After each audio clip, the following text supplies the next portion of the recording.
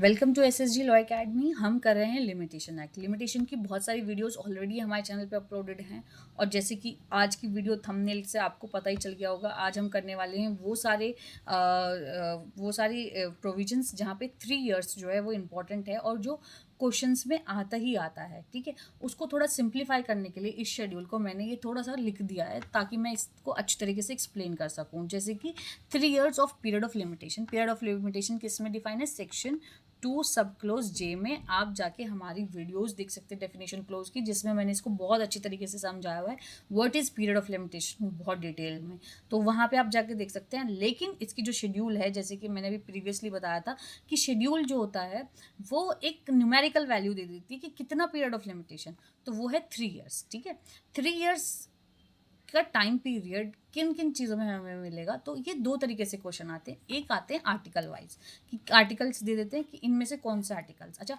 Articles वो provisions हैं जो शेड्यूल में दी गई हैं और सेक्शंस वो प्रोविजंस हैं जो remaining part of the limitation act में दिए गए हैं। ठीक है, तो जो लिमिटेशन के शेड्यूल में प्रोविजंस हैं उन्हें हम आर्टिकल्स बोलेंगे। आप इससे कन्फ्यूज मत होइए कि आर्टिकल कॉन्स्टिट्यूशन के हैं कि लिमिटेशन के। तो लिमिटेशन ही एक ऐसा एक्ट है जिसकी शेड्यूल में जो प्रोविजंस है उनको हम आर्टिकल बोलते हैं। अब जैसे सेम शेड्यूल सीपीसी में, लेकिन हम उनको रूल्स बोलते हैं, बट यहाँ पे हम उसको आर्टिकल्स बोलते हैं।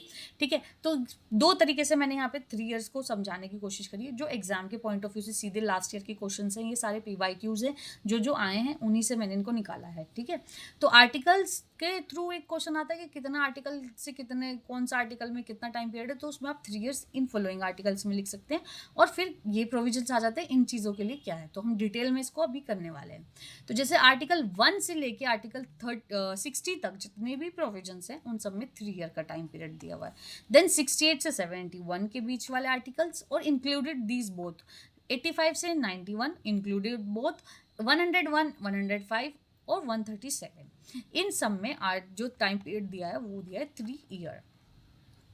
ठीक है, जो भी इस चीज़ की प्रोविजंस है उन सबको, तो पहला तरीका ये हो गया। अब इसमें स्पेशली 2 ऐसे आर्टिकल हैं, 113 एंड 137।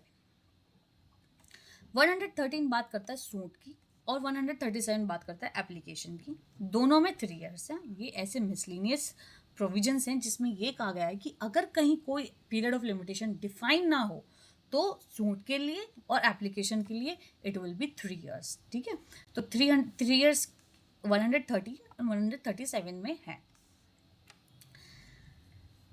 इसके अलावा जो क्वेश्चन आते हैं वो ये आते हैं कि Hindu for errors of the maintenance अगर हो रहा हो तो कितना टाइम पीरियड यहाँ पे दिया है? 3 years.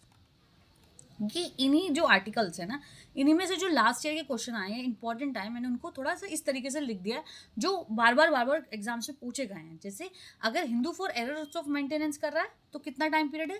3 years. Establishment of periodically recurring right, ठीक है, 3 years. Setting aside a transfer of movable property को सेट असाइड कराना हो उसका ट्रांसफर, तो 3 इयर्स। एरर ऑफ रेंट के पेमेंट करने में एरर्स क्रिएट हो गए तो 3 years. And specific performance of contract के लिए कितना टाइम पीरियड है? 3 इयर्स। तो इनके लिए, तीनों के लिए 3 इयर्स है। और अगर आर्टिकल से पूछें तो आर्टिकल 1 to 60, 68, 71, 85, 91 ये सब 3 इयर्स है। 103, 137 दोनों ये इस तरीके से एक्सप्लेन कर देते हैं जब कहीं कोई पीरियड ऑफ लिमिटेशन नहीं दिया गया है तो इसका मतलब 3 इयर्स है, उसके लिए मिसलिनियस 2 आर्टिकल्स है। Thank you.